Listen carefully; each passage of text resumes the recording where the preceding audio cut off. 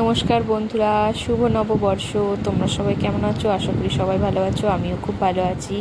তো আমি ভিডিওটা পরের দিন দিচ্ছি, কারণ আমি আগের দিন শ্যুট করে পরের দিন ভিডিও দিই, তোমরা তো জানোই।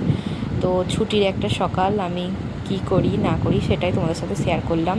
ছুটির দিন মানেই আমি একটু দেরি করে উঠি, সকালবেলা ঘুম থেকে আমি উঠি না, মানে অন্য দিন তো ভোর 4টে উঠতে হয়, ছুটির দিন মানেই 7টা 7:30, তার আগে আমি উঠি না। তো আমার আগে মাম্মা আর ওর পাপা উঠে পড়ে।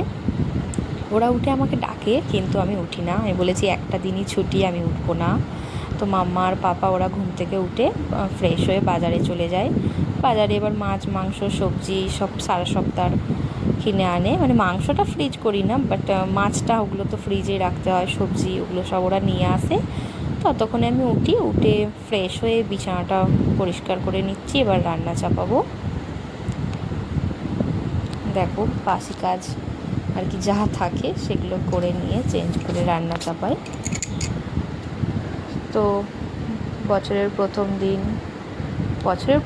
হোক আর শেষ দিনই হোক, আমাদের এরমভাবেই সারা বছরটা কাটে। আমাদের সেরম কিছু স্পেশাল থাকে না।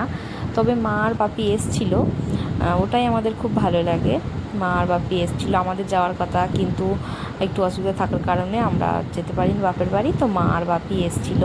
তো দেখো ওটা সকালের রান্না করেছিলাম শুক্তো, ওটা তো দেখালামই। ছুটির দিন মানে আমাদের গরম গরম রান্না হয়, সকালে আলাদা, দুপুরে আলাদা, রাত্রে আলাদা।